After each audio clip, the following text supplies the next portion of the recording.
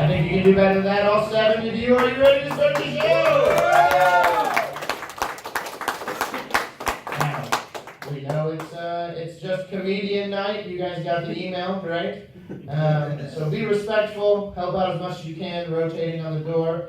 And without further ado, your host for the evening, Caleb Don Smith.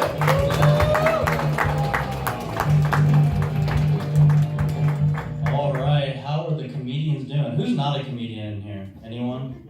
Make noise. There we go. Okay. Sweet. It's gonna be so great. Some of you guys seem confused. My name is Caleb Don Smith. If you guys didn't know me, that'd be weird if you didn't, I guess. You guys were all at the meeting. I don't even know what to do. I guess we needed to make an event. That's probably something we need to do next time, right? You guys, I'm sure, invited everyone you knew. They did a really good job. Getting everyone in here. It's gonna be great. I'm just gonna work on some new stuff for you guys. I went on a first date the other day. It wasn't the first date I've ever been on, which you guys didn't ask about that. It's just the first date with her, and it was all right. I don't drink, so it's kind of weird. Like, what do you do on a first date? I was like, let's play pool. That's a thing that people do sometimes, right? And I was like, let's play pool. And here's the thing: if someone came up to me and was like, "Caleb, do you play pool?" I'd have to tell them no, I don't. Like, I get it. I understand most of the rules and everything. I can get through a game of pool. She didn't know you had to hit the cue ball first. So it was just me explaining to her how to play pool while we're playing a game of pool. So the game took like 2 hours to play, right? And she actually ended up winning because I'm a really good teacher or something. I don't know. I scratched the 8 ball. That's how that went down. But we were there, we were hanging out, everything was fine. She recognized someone at the bar though. It was her ex-boyfriend. And he kept buying her shots and drinks the whole night. I was like, this is a very thrifty date. I'm saving so much money right now. This is amazing. I only had to buy 1 drink. But then they started talking amongst themselves a little bit too much. I was like, well, you guys probably don't need me here anymore. I'm probably just gonna head out. She's like, no, you're my ride. So she came with me. Said she was gonna hit him up later or whatever. We went back to my house and we were watching TV because we ran out of shit to talk about pretty much immediately. You guys can imagine. We were actually watching Boondock Saints. If you guys haven't seen that movie, it's a great movie. And Willem Dafoe's character gets introduced on stage or on the screen and everything. She's like, oh, you kind of look like him. I'm like, well, it's not very nice. So that happened. It's a real thing that happened. This isn't made up. I wish I was making all this up. She had her hand on my leg though, and we started making out a little bit, but through the course of making out, I couldn't help but notice that little dude wasn't getting up for work at all. I was like, well, he's just gonna be late for work, that's what's going on right now. But then she noticed, and she's like, yeah, he's not showing up. It's gonna be a no-call, no-show for sure. Then she just went home, that was it. And I finished Boondock Saints, so that's how that went down. After she left, I decided to look up some porn though, to make sure it still did work. Because I had a feeling it might have been that Willem Dafoe comment that made it hard. Not made it hard, I guess, depending on how you look at that. But I looked it up and it was just a minute-long video. It's your classic POV BJ style video. I'm sure you guys are all familiar with this. And so she's going down on him and he comes in her mouth, which you guys, that's a shocker, right? Like, never saw that coming. But what I didn't see coming was she pulled away and she's like, oh, you fucking asshole, you said you weren't gonna come in my mouth. I've never seen this before. His hand, it goes out of frame, and he comes back in with a piece of pizza. He starts feeding it to her, and he's like, better? And she's like, yeah, better. I'm like, wow. What a missed opportunity for Snickers, am I right? And just goes over to the Snickers bar and starts feeding it to her and like, better? And she's like, yeah, better. And he's like, you're not a hoe when you're hungry. Dating's kind of weird though. I'm single. I've been single for a long time. You guys believe me, I'm sure. Really long time. So long. It was snow on the ground in 2017. That was the last time I was with someone. That's a long time. But no, it's fine. I like being single though. It's just easier. I don't have to deal with shit ever. Like ever. Like I have a lot of friends that have long relationships. I have 2 friends that are married, which I think is irresponsible. Only one of them was a shotgun wedding, which I think is fun. I learned what a shotgun wedding was the other day, and I was like, oh, that makes a lot of sense. You guys seem confused. It's like when they have to get married because the dad is literally going to shoot him with a shotgun because they're not married yet. It's like, that's exactly what happened with them. So, I had this roommate that used to live with me, and he had a girlfriend. They're still together today, which is shocking after you hear this story, that they would even be together after this. But she comes over, gravel flying, cars running, leaves the door open, goes inside. I'm like, oh shit, it's about to go down, you know? So I walk over to his bedroom window because I wanted to hear what was going on. Because I really love to hear couples fight. That's my favorite thing, especially when it happens in public. I will definitely be listening.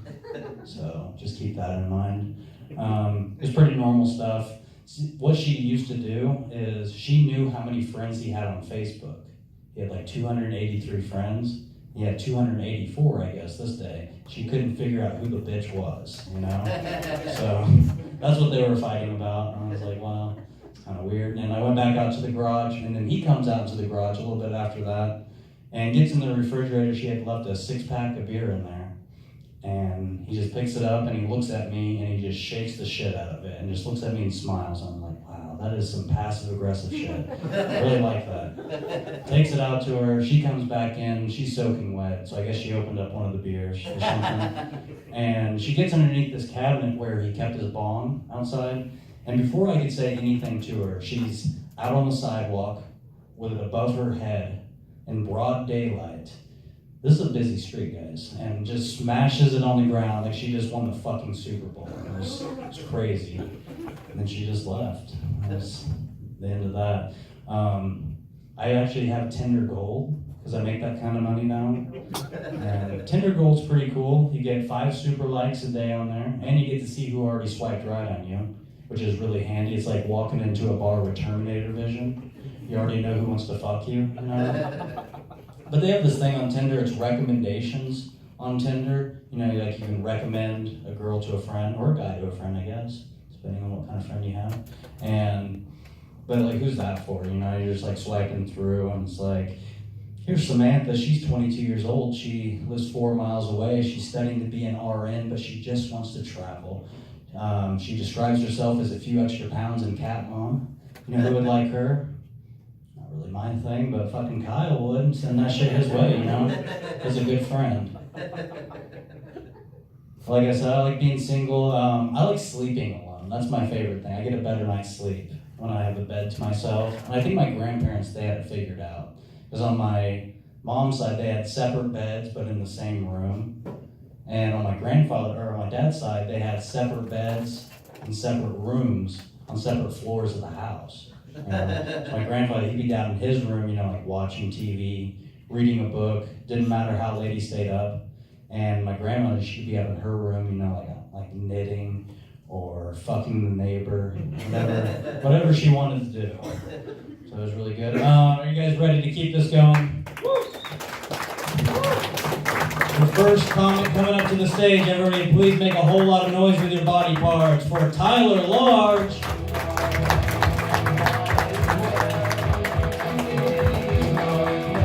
Hello, everybody! Holy cow! It's electric in here. Thank you guys so much for coming out to support local comedy at the Blue Room.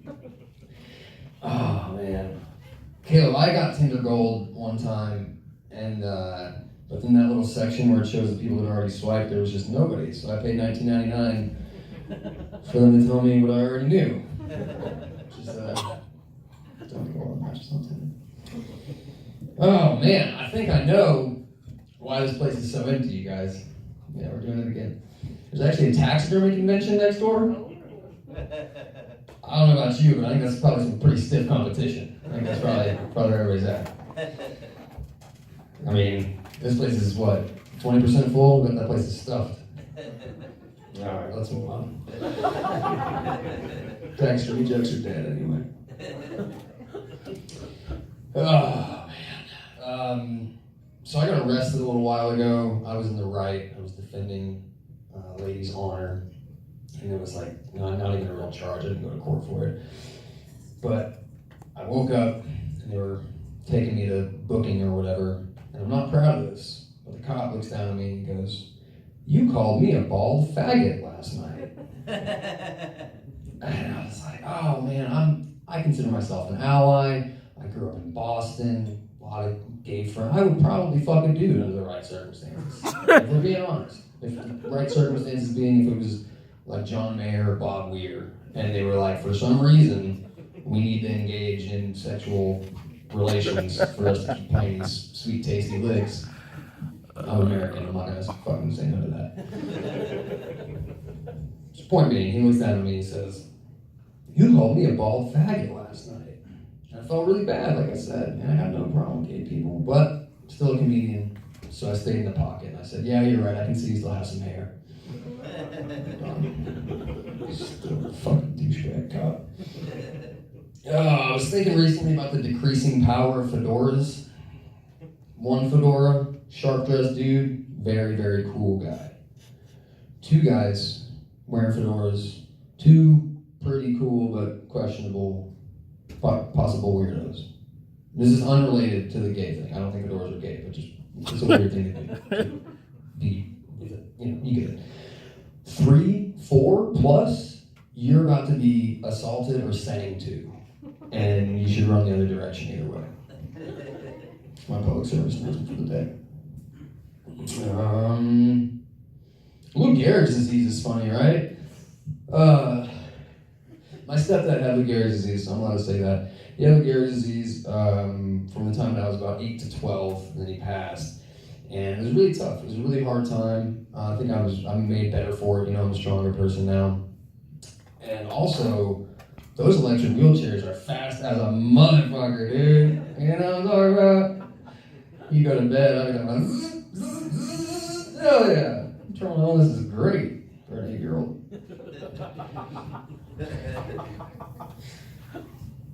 Oh, man. I figured out that the power of money is so strong that for $1,800 you can piss off the balcony of the Vanderbilt. No repercussions. They legit just call you and ask you to stop. They don't even send security over you. Crazy.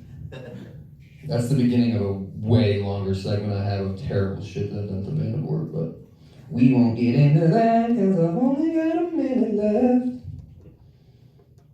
Alright, well, I'll leave you guys with this.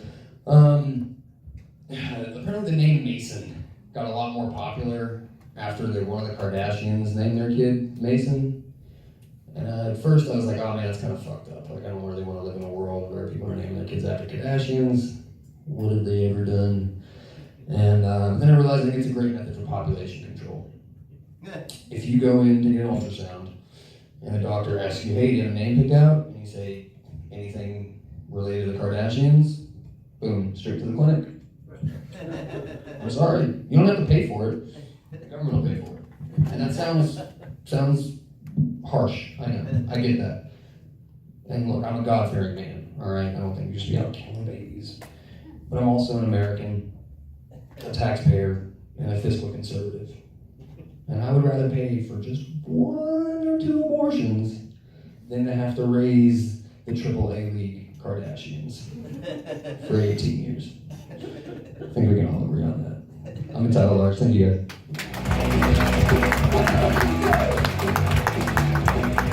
Keep it going for Tyler, everybody. Alright. Next comedian coming up to the stage. Everybody make a whole lot of noise for him. Justin Cron.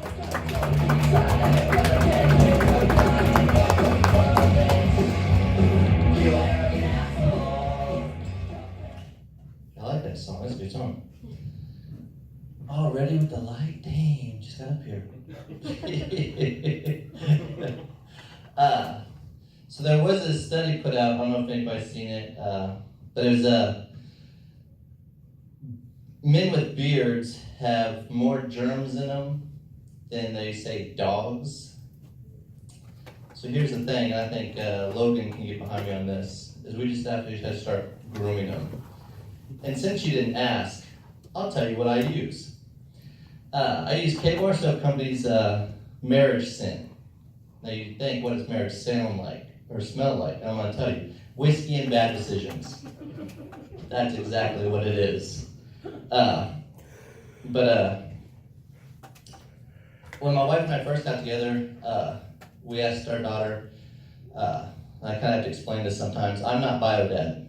So when people are like, oh, you have a 24-year-old daughter, that's not possible. I'm like, well, it is if you marry the right woman. So when she was like 14, we'd asked her, because we'd already been together about 2 years now, we're like, hey, what would you think about us having a kid? She's like, well, I'd probably throw it in the garbage. I was like, what? I got to thinking about it. I was like, well, it's okay, because clearly, from what your brother says, you were found underneath the slide at the park, so it's okay. I mean, you're a horrible person, I get it.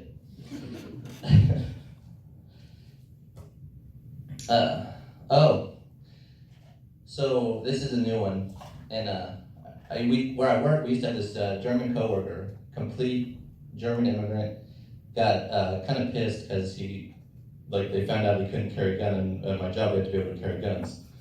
But he was telling me one time when he was driving me around, he's like, he's like, the Germans, they invented the atomic bomb. I was like, yeah, no, I think it was Einstein, tried to sell it to him or whatever, then brought it here. He's like, no.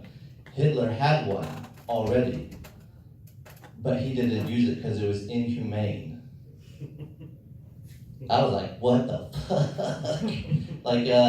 Pretty sure there's about 6 million plus of one, religion that would beg to differ that he's very humane. And come to find out, his uncle and his wife's grandfather were veterans of World War II as well. But they were fighting on the Eastern Front, not the Pacific Theater, but the Eastern Front of Germany, fighting the Russians. So I was like, hey, so that means you're a Nazi, right? He's like, oh, no. We were just, I was like, oh, so you're a Nazi? He's like, no. And he could not explain it. And I was like, you're a horrible person. But I've been Justin Cron, appreciate it, guys. Thank you.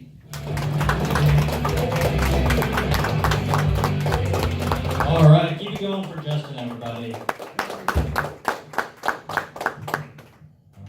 All right, you guys ready for your next comedian? All right, sounds good. Your next comedian comes to the stage, everybody. Please welcome Selena Tosh.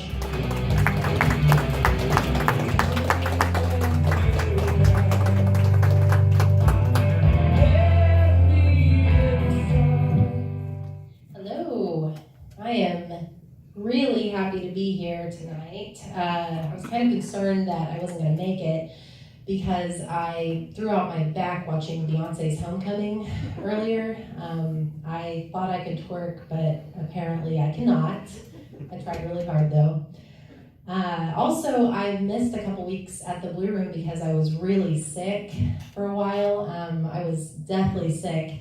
And a couple weeks ago, one of the days I had a really bad fever and it was really high, so my husband watched the kids so that I could sleep all night. And moms, they don't get to rest without paying some sort of high price. So I slept for 12 hours, and when I woke up, it looked like the house was completely annihilated by my husband and my kids, and in that order. And the way I could best describe it to you is, it looked like a pack of wild wolves did some cocaine and then raged in every room of the house. And from the looks of it, it was the kind of wolves that wear studded black leather jackets, the kind of wolves that drink PBR out of a can, The kind of wolves that when they go to a bar and they order that can of PBR, there's like a cigarette taped to it, I guess I'll just say it. The kind of wolves that hang out at the Outland Ballroom. That's exactly how my house looked when I woke up. And you know what? I bet that they were too high to even invite bitches over. It's just like, and I can say bitches, because they're wolves. So anyway, that's how my house looked, and that's really how it goes being a mom. My job is to be a stay-at-home mom. Actually, that's just one of my jobs. Because I'm a white woman in her 30s living in Springfield, I'm also certified to teach yoga. But my main job is to be a stay-at-home mom, and I gotta say, my boss is a real asshole. I'm always telling her, I'm like, I can't keep up, I can't do it all, and she's like, wah! She just doesn't even listen to me. And it's rough, and it's not just rough for moms, it's definitely rough for the dads too. The other day my husband was like, oh man, you know what turns me on, babe? What turns me on the most is when I hear the word babysitter. And I'm like, what the fuck? And he's like, oh, no, I mean like, like when we get babysitters so that we can go do something together. I'm like, well, then just fucking say that. Ugh, shit. I'm never gonna babysitter again. But before my husband, I definitely had a certain type that I would date. And that type was usually like the bad boy drug dealer. There were definitely several of those. But it was always like the bad boy drug dealer that somehow never had a car. So I'd have to like drive him around to his drug deals, and it was just like so annoying. And so when I finally met my husband, he had his very own Toyota Camry, and it was love at first sight. And I married him like right away. But that's not why. It wasn't the car. It was because I got pregnant in the Camry. So it's pretty cool. But I've decided I'm not going to get any more ex-boyfriends, and it's not just because of my marriage. It's because they're everywhere. And especially living in Springfield, I can't throw a rock without hitting an ex-boyfriend. I'm assuming there's probably one in here tonight. Anyone? Did I date you? Well, that's good, because my husband is here, and that would be rough. But ex-boyfriends. We all do some creeping on Facebook, and recently I was doing some creeping, and more than one ex-boyfriend has grown their hair out to collarbone length, and I'm just so grateful that I broke up with them before that stage in their life, because it is not for everybody, and it is not a good look. So anyway, I'm Selena Tosh. Thank you very much.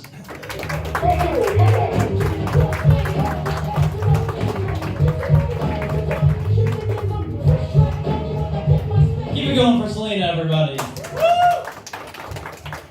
All right, your next comedian of the night, he's right here. And he's so old that when he was born, the Dead Sea was just sick. Old Man Willie.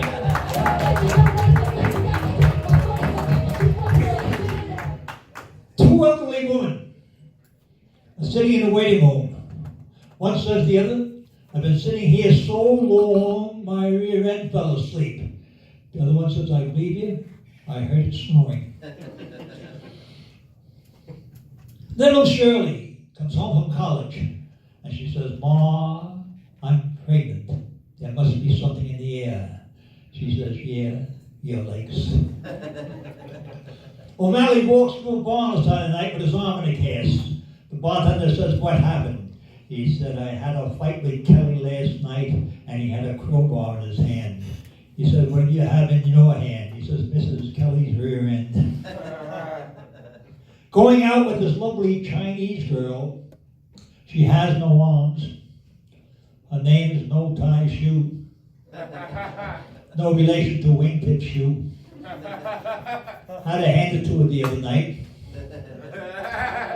When dancing with this lovely young lady the other night, she only had one leg. I spun her around, she got 3 inches taller. Her name was Peg. Decided to break it off. She was hopping mad. She wanted to sue me, but she didn't have a leg to stand on. To appreciate a knack like mine, you can't set your standards too high. But cousin Jimmy, alcohol and drugs killed my cousin Jimmy. He wasn't getting neither, so he shot himself. He tried hanging himself, but he made the rope too long and broke both his legs. His wake was a sad affair. You know what a wake is? Just like here, but a little bit more livelier. Down in Mexico last week, as luck would have it, I got a traffic violation. The magistrate said to me, he said, "Didn't you see the man's tamale wagon?" I said, "See his tamale wagon? I didn't even know his fly was open." So this lovely young Mexican girl, I went over to her and I said to her, I said, "Do you speak English?" She says, "Just a little." I said, "How little?" She says, $50. I felt lucky, so I went to the track. And I got on a horse called Illegal Alien. I figured he knew how to run. Did you believe it? He was beat out by Border Patrol. I asked my friend Jose, I said, "Jose, how do you stand on illegal immigration?" He says, "I'm on the fence." You know what Davy Crockett said at the Alamo? Where did all these fucking landscapers come from? Young lady tried tackling me on South Street last Saturday night. She said she was looking for the man of her dreams. She didn't find him.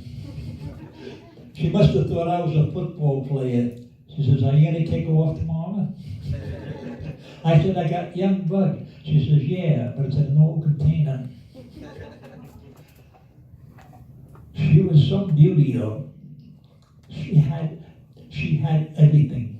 When I say everything, she should have been quarantined. It's all right to be ugly, but she abused the privilege. She wasn't for me. She was too skinny in the first place.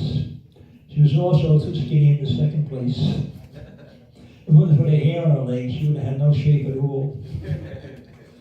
But I tell you one thing, she had a heart of gold.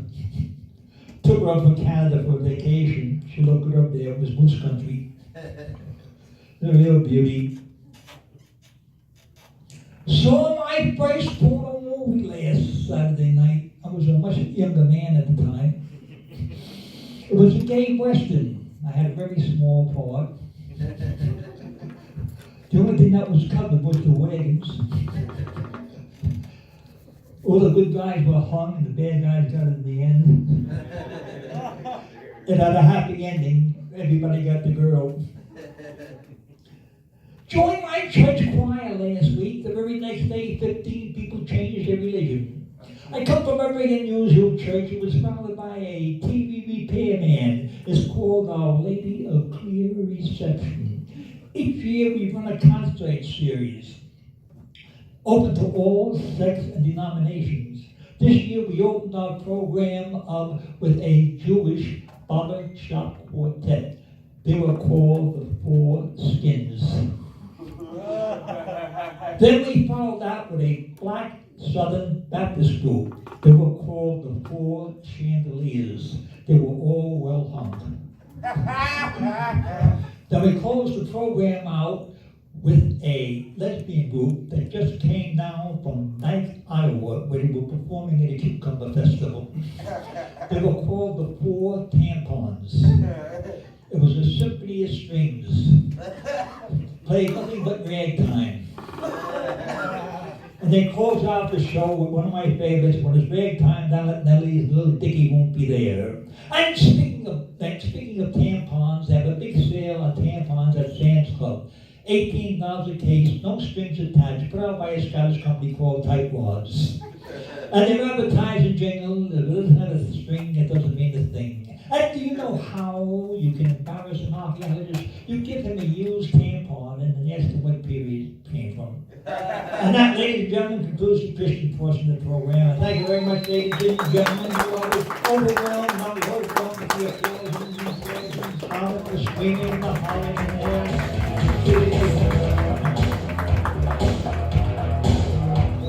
Keep it going for old man Willie. It might be a last show, guys.